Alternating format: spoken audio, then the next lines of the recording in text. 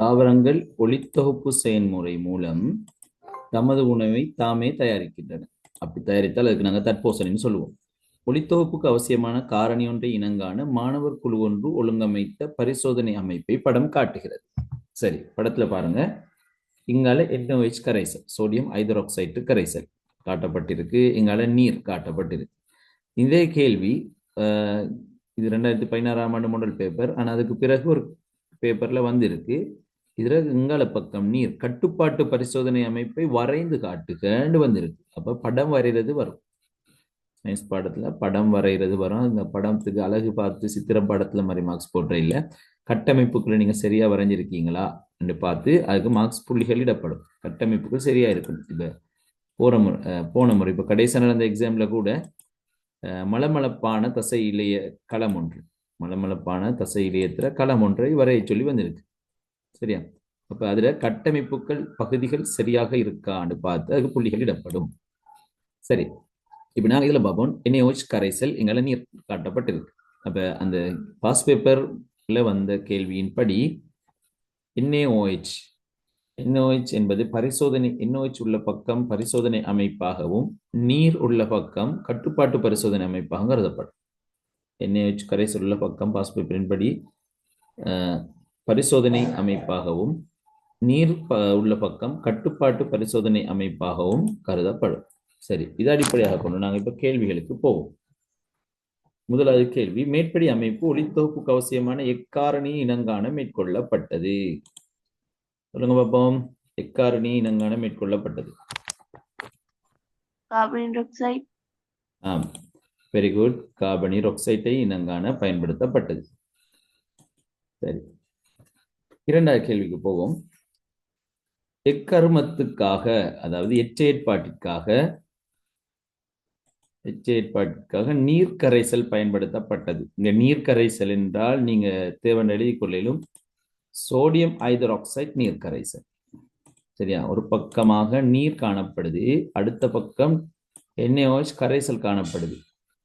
நீர் என்பது நீர் தான், அது கரைப்பான். உங்களுக்கு நீர் என்பது கரைப்பான். NaOH என்பதுதான் கரைசல். அப்ப NaOHல நீர் கலந்தால் NaOH நீர் கரைசல். அப்ப இந்த கேட்கப்பட்ட கேள்வி என்னன்னா, நீங்க சேர்க்கிறண்டா சேர்த்துக் கொள்ளலாம். இக்கருமத்துக்காக NaOH நீர் கரைசல் பயன்படுத்தப்பட்டது. இக்கருமத்துக்காக NaOH நீர் கரைசல் பயன்படுத்தப்பட்டது. அப்ப NaOH நீர் கரைசல் எதுக்காக பயன்படுத்தப்பட்டிருக்கும்? CO2-வை அகத்துறிஞ்ச. Very good. CO2-வை அகத்துறிஞ்சுவதற்காக பயன்படுத்தப்பட்டிருக்கும். சரி, மூணாவது கேள்விக்கு நாங்க போவோம். CD இலைகளை மாப்பொருள் பரிசோதனைக்கு உட்படுத்தும் போது எவ்விலையில் கருநீலம் தோன்றும்? C இலையா D இலையா?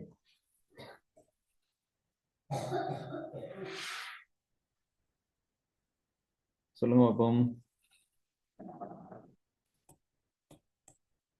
சரி, இப்ப NaOH இருந்தால் D-ல ஒளித்தொகுப்பு நடக்காது. சரி, அனுப்பின விடைகள் எல்லாம் சரி, ஒரு ஆள் மட்டும் பிழை. என்ன காரணம்? சரி, திரும்ப வந்துட்டு. சரி, ஓகே.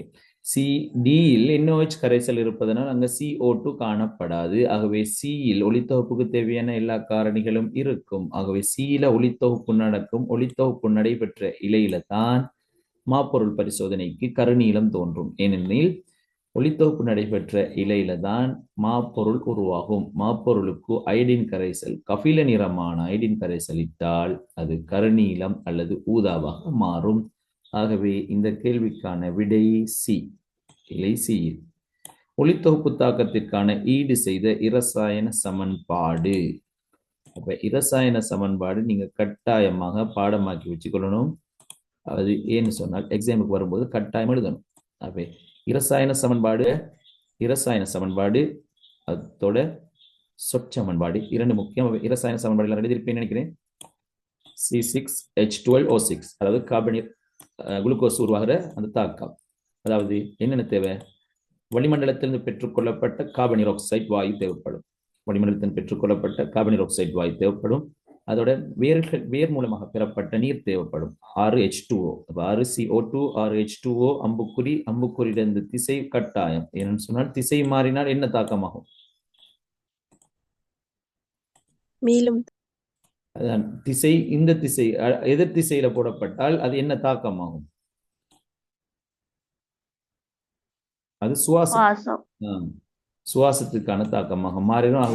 வெறும் கோடை போட்டா ஜலச்சுவாசம். ஒரு அம்புக்குரியன்னு போடணும். சரியா? சரி. இப்ப பிரதான விளைவாக மேல ஒளி பச்சையம் அவசியம். பிரதான விளைவாக C6H12O6 அதாவது குளுக்கோஸ் தோன்றும். பக்க விளை பொருளாக O2 ஒட்சிசன் தோன்றும். இவற்றை சமப்படுத்துவதற்காக R ஒன்று போடணும். சரியா? இல்லாது சமன்பாடுகளை ஈடு செய்த இரசாயன சமன்பாடு என்ற அடிப்படையில் CO2க்கு முன்னுக்கு 6, H2O முன்னுக்கு 6, குளுக்கோஸுக்கு முன்னுக்கு எந்த இலக்கம் வராது, ஓட்டுக்கு முன்னுக்கு 6 வரும். அப்ப எல்லா சேர்வுகளையும் ஏதோ ஒரு இடத்துல ஆறாம் நம்பர் ஒன்று இருக்கு. அதை ஞாபகம் வச்சுக்கொண்டா சரி. அவை சொற்சமன்பாடு என்று கேட்டால் கார்பனீர் ஆக்சைடு சக நீர், ஒளியிங்கில் பச்சையம், குளுக்கோஸ் சக ஒட்சிசன். இதுதான் அந்த தாக்கம். சரி, ஒளித்தொகுப்பு தாக்கத்திற்கான ஈடு செய்த ரசாயன சமன்பாடு எழுதியாச்சு.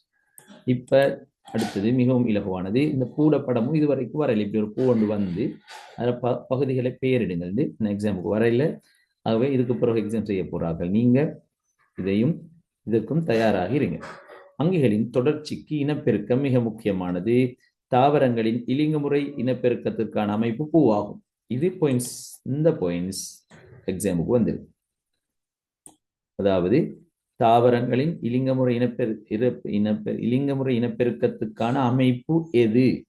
சின்னொரு கேள்வி, சின்னொரு விட.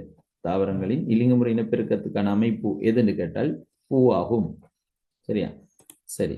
இப்ப பூவின் பிரதான பகுதிகள் 2 இருக்கு, ஆணகம் பின்னகம். இப்ப ABCD பகுதிகளை பேரிட ஒன்று வந்திருக்கு.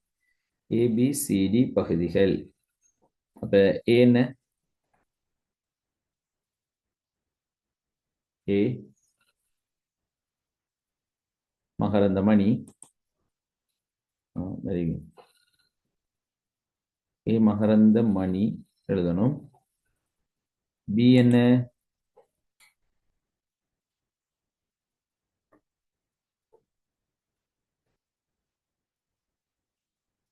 குறி. சரியா? பி வந்து குறி. சி வந்து தம்பம். டி வந்து என்ன வரும்? புள்ளி. சரி, வெரி குட். ஏ மகரந்தமணி, பி குறி. எழுதினீங்க பிள்ளைகள்?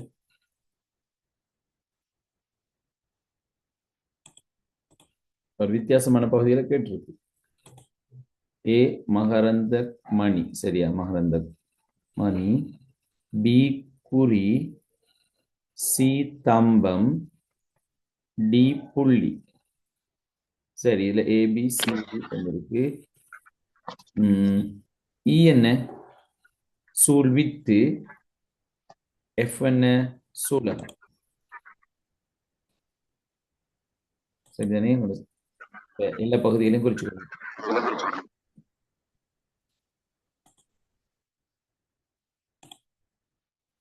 அப்ப இ சூழ்வித்து, எஃப் சூழகம். இதுல பி சி எஃப் இது பெண்ணகம். ஏயும் அது இலை காட்டப்பட இல்லை.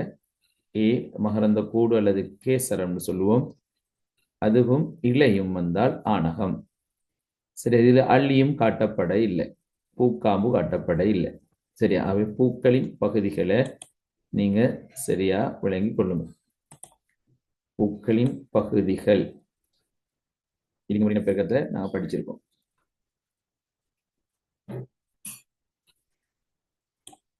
சரி பிள்ளைங்க, நாங்கள் அடுத்த கேள்விக்கு போவோம். அப்ப ஆகவே நீங்க பூக்களின் பகுதிகள் ஒரு நாங்கள் பூக்களின் பகுதியில் பார்த்துட்டு வருவோம். இந்த சரியா? பூக்களின் பகுதிகள்.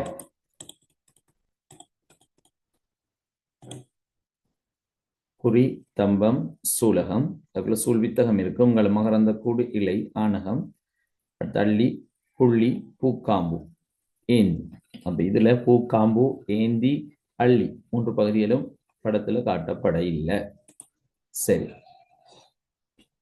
நாங்க அடுத்த கேள்வி போவோம். மேற்படி அமைப்பில் ஒடுக்கற்பிரிவின் மூலம் உருவாகும் ஆண் புணரி யாது?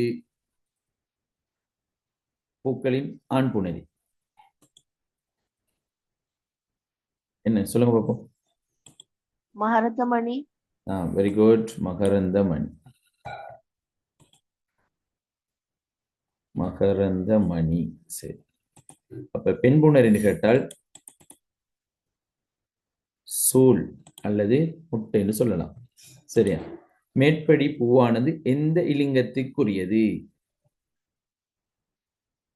எந்த இலிங்கம்? ஈரிலிங்கம். அதாவது இரண்டு லிங்கம்னு சொன்னால் ஆனா பெண்ணான்னு சொல்றது. அப்ப இதுல ஆணகத்துக்குரிய பகுதிகளும் இருக்கு, பெண்ணகத்துக்குரிய பகுதிகளும் இருக்கு. ஆகவே இது எவ்வகையான பூன்னு சொன்னால் ஈரிலிங்க பூ. சரியா? ஈரிலிங்க பூன்னு சொல்றது சரியானது. இருபால் பூன்னு சொன்னாலும் சரி. சரியா?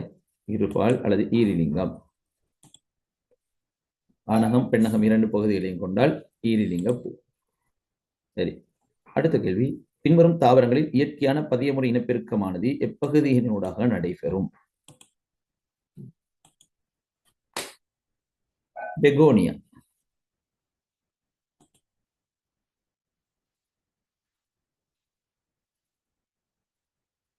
பெகோனியா என்ன பகுதி? பெகோனியால இலை மூலமாக நடைபெறும். ஈரப்பலால வேர் மூலமாக நடைபெறும். சரியா?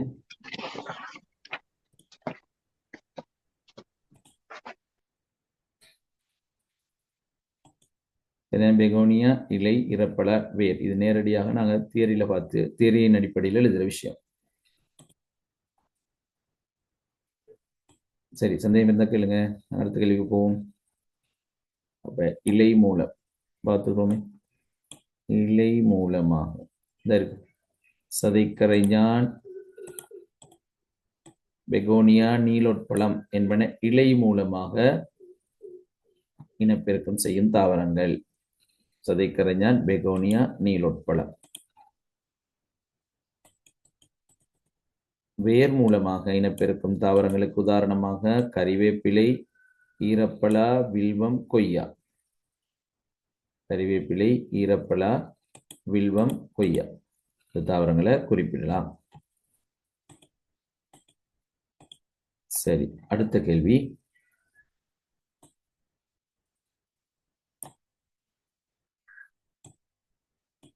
சில அங்கிகள் கொண்டுள்ள சிறப்பியல்புகள் கீழே தரப்பட்டுள்ளன. சில அங்கிகள் கொண்டுள்ள சிறப்பியல்புகள் கீழே தரப்பட்டுள்ளன. மெல்லிய நீண்ட புழுவுருவான உடலை கொண்டது. உடலின் உடற்சுவருக்கும் உணவு கால்வாய்க்கும் இடையே பாய்பொருள் நிரம்பிய குழி காணப்படும். சரியா? இது என்ன அங்கி கூட்டம்னு நினைக்கிறீங்க? சொல்லுங்க. என்ன அங்கி கூட்டம்னு நினைக்கிறீங்க? அனலிடா. அனலிடா. அதாவது அனலிடாவை நாங்க பார்த்துருவோம்.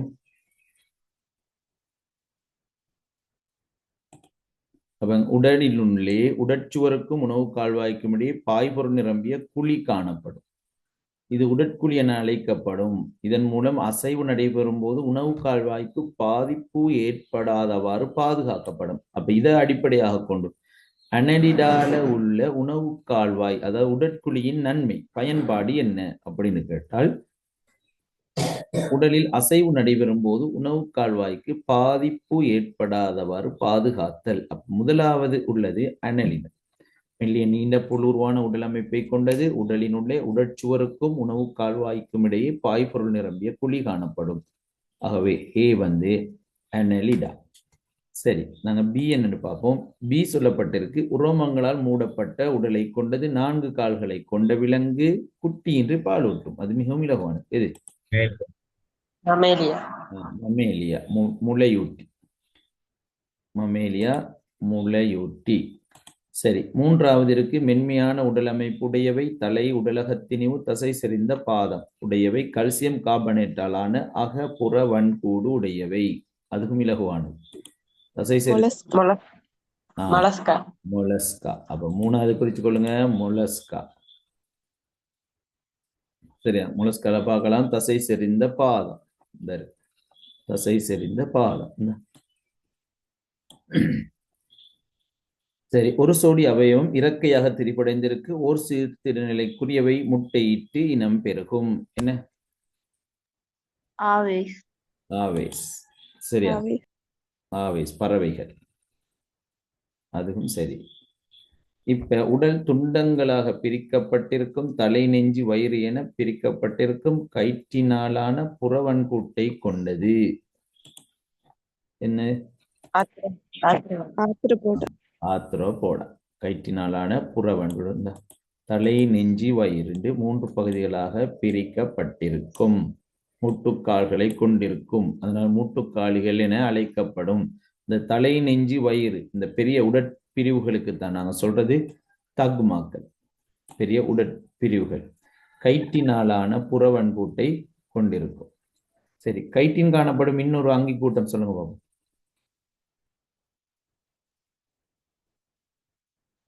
கயிற்றின் காணப்படும் இன்னொரு அங்கி கூட்டம்.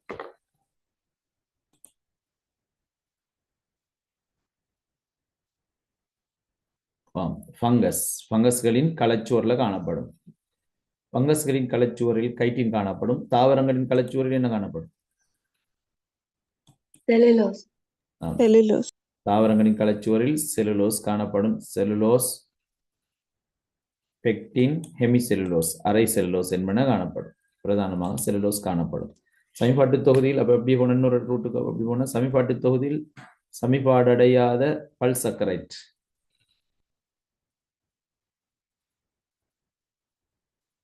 நீரை அகத்துறிஞ்ச பயன்படும், மலச்சிக்கலை தவிர்க்க உதவும். அதுவும் செலுலோஸ். சரி, அப்போ ஒரு கார்போஹைட்ரேட். இப்ப கேள்விக்கு நாங்க போவோம். எல்லாம் என்னடின்னு கண்டுட்டோம். சரி, ஆத்ரோபோடா. மேற்குறித்த அங்கிகளில் முள்ளந்தண்டுளிகளை குறிக்கும் ஆங்கில எழுத்துக்கள் எவை? முள்ளந்தண்டு உள்ளவை. சொல்லுங்க பார்ப்போம். Bயும் Dயும். Very good. பியும் டியும். அதாவது நான் இப்ப இனம் கண்டோம். பி என்பது மமேலியா, டி என்பது ஆவேஸ். இது ரெண்டுக்கு மட்டும்தான் நாங்க இப்ப இனம் கண்டதுல முள்ளந்தண்டு இருக்கு. நீர்நிலையில் வன்கூட்டை கொண்ட அங்கிகள் சுட்டும் விபரம் எது? நீர்நிலையில் வன்கூடு அங்கிகள் சுட்டும் விபரம் எது வரும்? ஏ. சரியா? அனலிடா. மண்புழுக்கள்ல நீர்நிலையில் வன்கூடு காணப்படும். சரி, அனலிடா பாருங்க.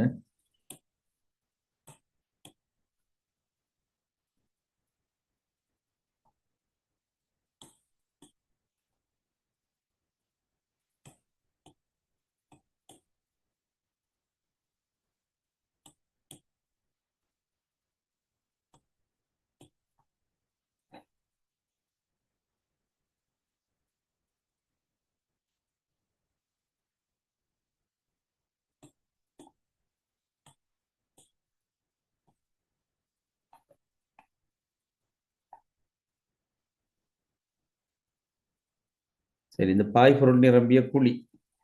சரியா? அதை நாங்க நீர்நிலையில் வன்கூடாக எடுத்துக்கொள்வோம். பாய்பொருள் நிரம்பிய குழி. ஆகவே இங்க நீர்நிலை வன்கூட்டை கொண்ட அங்கிகளில் சுற்றும் விபரம் எது வரும்?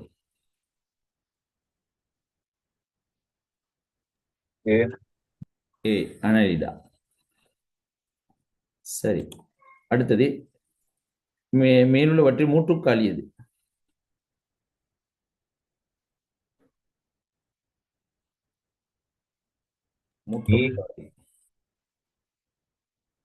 மூட்டுக்காலி ஆத்ரோபோடா இ. சரியா? மூட்டுக்காலி இ. சரி, அதுவும் சரி. மேற்குறித்த அங்கிகள் யாவும் அடங்கும் இராச்சியம். Animalia. இராச்சியம் அனிமாலியா. இராச்சியம் அனிமாலியா. சரி, அந்த கேள்வி சரி. அப்ப இன்னும் கண்டிருப்பீங்க. சரி, நாங்க இப்ப அடுத்த கேள்விக்கு போவோம். 3வது கேள்வி. தாக்க வீத தொடர்.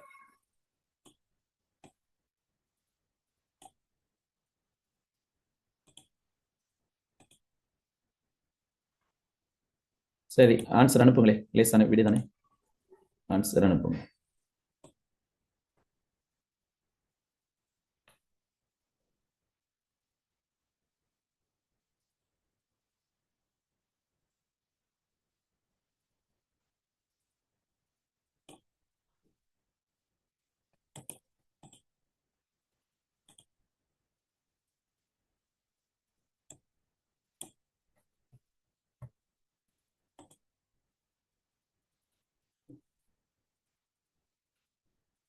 சரி, பெரும்பாலான அனுப்பியிருக்கீங்க. பார்ப்போம் நாங்க.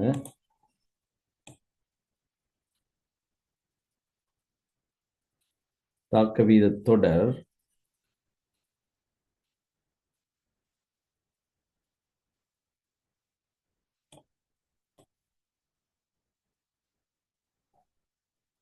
சரி, எல்லாரும் அனுப்பிட்டீங்க.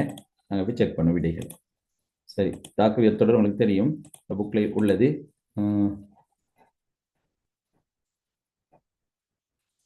சரி, எல்லாரும் சரி.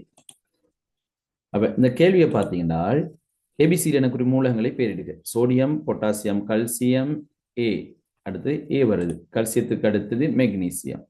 சரி, அப்ப மெக்னீசியம் வரும். அலுமினியம், அலுமினியத்துக்கு அடுத்ததாக Z நாகம் வரும். நாகம், இரும்பு, வெள்ளியம், வெள்ளியத்துக்கும் ஐதரசனுக்கும் இடையில, வெள்ளியத்துக்கும் ஐதரசனுக்கும் இடையில பிபி, ஈயம் வரும். ஈயம், திரும்ப ஐதரசனுக்கு பிறகு வாரது செப்பு வரும். ஆகவே விடைகள் இந்த ஒழுங்குல இருக்கும். சரியா பிள்ளைகள்? சரியான, மெக்னீசியம், நாகம், ஈயம், செப்பு, இதான் விடை. மண்ணெண்ணெயில் வைத்து பாதுகாக்கப்படும் மூலகங்கள் இரண்டினை குறிப்பிடுக. தாக்க வீதம் கூடிய மூலகங்கள் எங்களோட புக்ல நேரடியாக சோடியத்துக்கு தரப்பட்டிருக்கு. Sodium, potassium, calcium. அப்ப என்ன வரும்? சோடியம், மெக்னீசியம் அல்ல, சோடியம், பொட்டாசியம், தேவைப்பட்டால் கல்சியம். அப்ப பொதுவாக ஆய்வுக்கூடத்துல சோடியம் இருக்கும். சோடியம் மண்ணெண்ணெய் அல்லது திரவ பரஃபின் போட்டு சேகரிக்கப்படும். ஏன்னு சொன்னால் அது வலியுடன் தாக்க வீதம் அதிகம் என்பதனால, வலியுடன் தாக்க வீதம் அதிகம் என்பதனால. சரி, அடுத்த கேள்வி. செப்பு சல்பேட் கரைசல் ஒன்றினுள் மூலகம் பியை இட்ட போது, மூலகம் பி என்பது Z, பியை இட்ட போது உமது அவதானம் யாது? இந்த தாக்கம் நிறைய இருக்கு புக்ல. உமது அவதானம் யாது? அப்ப செப்பு சல்பேட் கரைசல்னு போட்டால் இங்கு ஒற்றை இடப்பெயர்ச்சி தாக்கம். செப்புள்ள இடத்துக்கு Zn வரும், செப்புள்ள இடத்துக்கு Zn வரும்.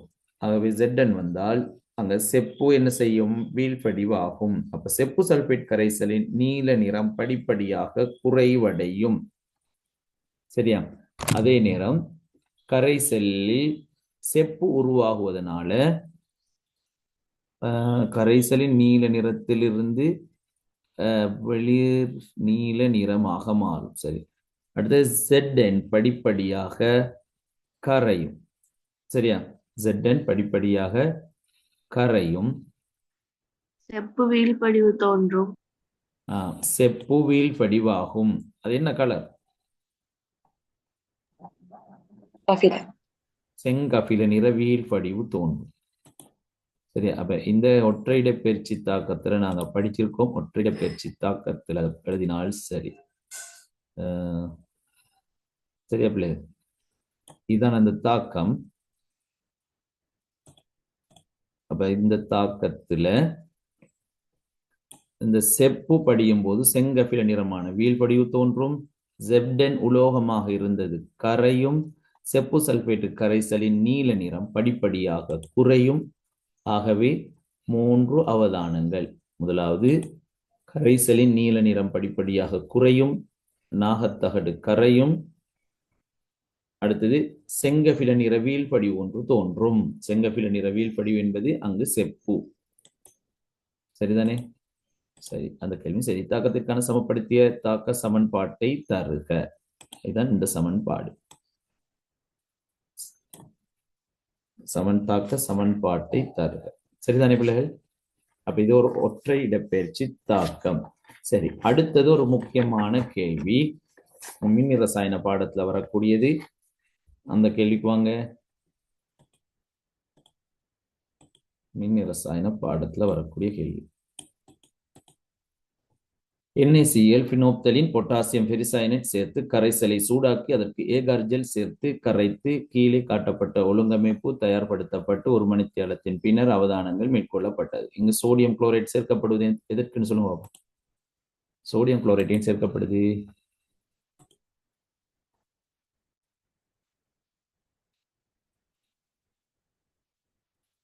ஏன் சோடியம் குளோரைட் சரி தாக்க வீதம், அதாவது இரும்பு துருப்பிடித்தலுக்கு அவசியமான காரணிகள் 2 இருக்கு. சரியா? இரும்பு துருப்பிடித்தலுக்கு அவசியமான காரணிகள் 2 இருக்கு. சொல்லுங்க பாப்போம். இரும்பு துருப்பிடித்தலுக்கு அத்தியாவசியமான காரணிகள் 2 எவை? நீர்வழி. நீரும் வளியும். சரியா? நீரும் வளியும் அத்தியாவசியமாக தேவை. இரும்பு துருப்பிடித்தலை ஊக்குவிக்கும் காரணிகள் 2 இருக்கு. அது 2 என்ன? சோடியம் குளோரைட்டும் சோடியம் குளோரைட்டும் ஹைட்ரோகுளோரிக் அமிலமும் உப்பும். சிம்பிளா சொன்னா அமிலமும் உப்பும் தான் இரும்பு துருப்பிடித்தலை ஊக்குவிக்கும் காரணிகள். சரி, இரும்பு துருப்பிடித்தலை நிரோதிக்கும் காரணி ஒன்றும் காரம். காரம். சரியா? இரும்பு துருப்பிடித்தலை நிரோதிக்கும் காரணி காரம், அது மூளை. சரி, இப்ப நாங்க பார்க்க வேண்டிய விஷயங்கள் இந்த பரிசோதனைக்கு போவோம். சரி, நான் பரிசோதனை எடுக்கிறேன். ஓகே,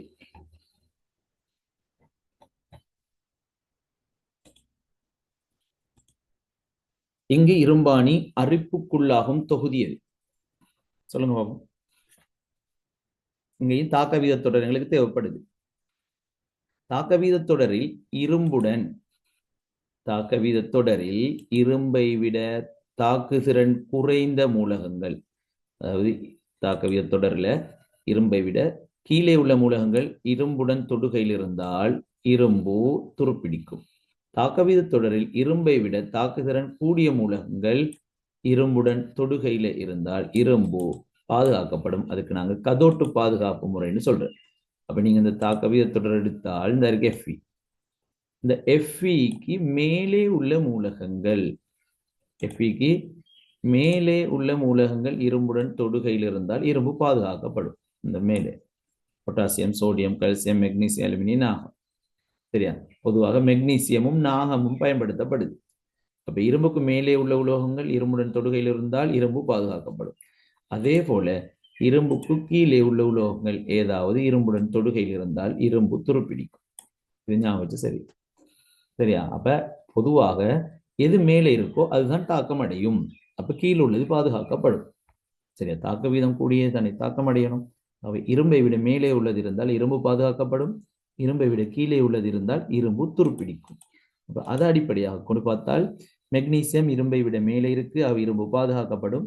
இங்க நாகம் இரும்பை விட மேலே இருக்கு, அவை இரும்பு பாதுகாக்கப்படும். ஆனால் இங்கு செப்பு இரும்பை விட கீழே இருக்கு தாக்க வீத தொடரில், ஆகவே இங்கு இரும்பு துருப்பிடிக்கும். அவை இரும்பாணி அரிப்புக்குள்ளாகும் தொகுதி எது? தொகுதி எது? மூன்றாவது தொகுதி. சரியா?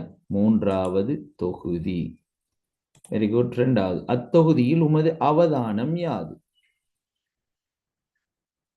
சரி, இந்த பரிசோதனை என்ன அவதானம்? துருப்பிடித்த என்ன அவதானத்தை காண்பீங்க? விளங்குதில்ல. ஒப்போ உங்களோட பேரை கொஞ்சம் ரீநேம் பண்ணுங்க. சரி, அடுத்தாக சொல்லுங்க. இரும்பு துருப்பிடிக்குதுன்ற அர்த்தம் அங்க என்ன அயன் உருவாகும்? சொல்லுங்க பாப்போம். இரும்பு துருப்பிடிக்குது என்றால் என்ன அயன்? இப்போ இதுல மெக்னீசியம் உள்ளதுல மெக்னீசியம் Mg2+ ஆகும். Zn உள்ளதுல Zn2+ ஆகும். Zn2+ உருவாகும், Mg2+ உருவாகும்.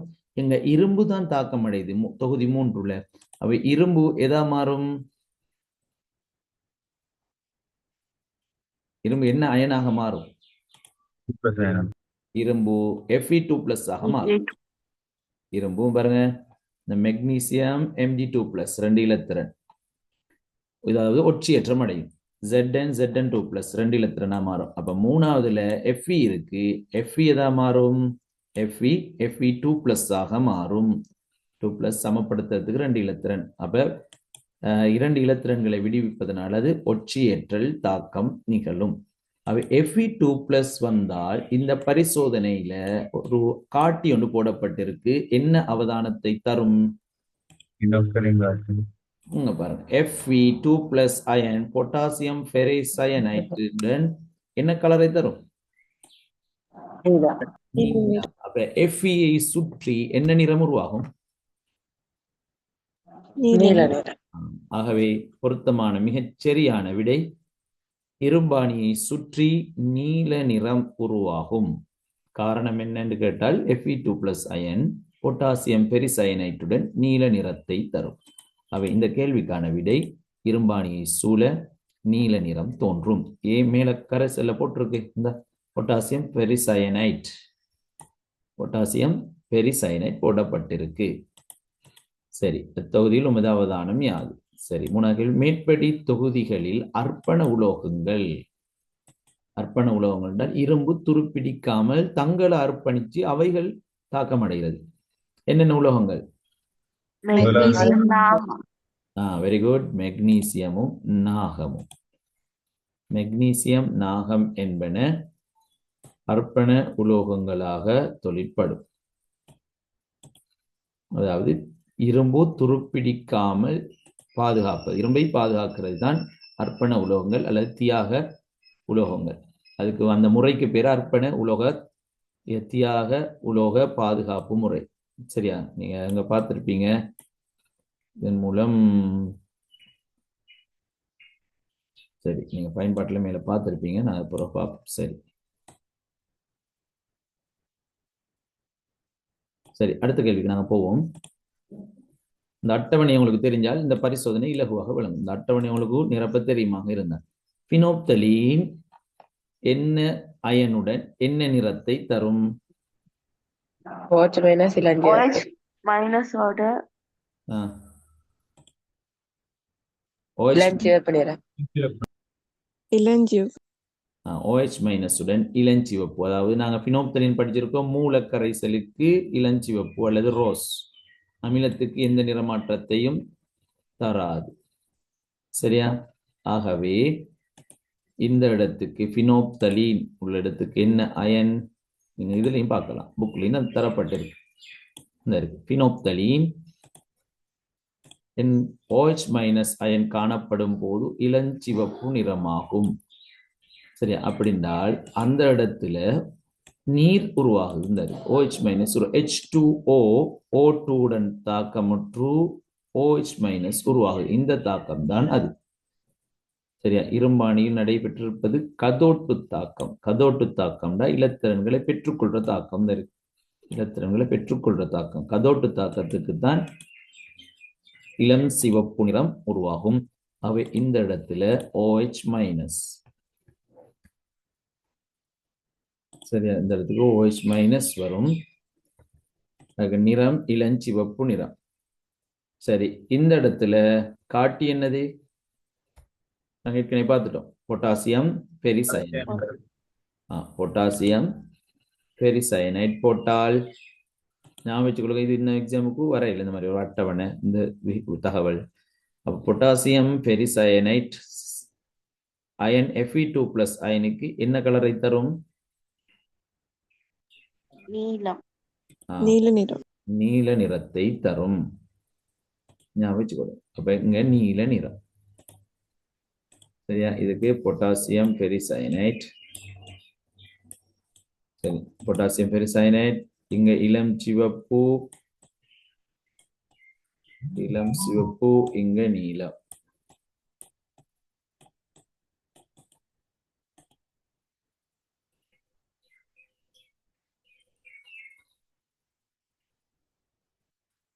சரி, ஓகே, வெரி குட்.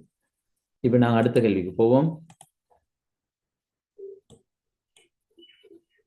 முதலாவது கேள்வியே, இக்களம் எவ்வாறு அழைக்கப்படும்? டவுனின் களம். டவுனின் களம், டவுன் செல், டவுனின் களம், டவுன் செல் சொல்லுவோம். டவுனின் களம். சரி,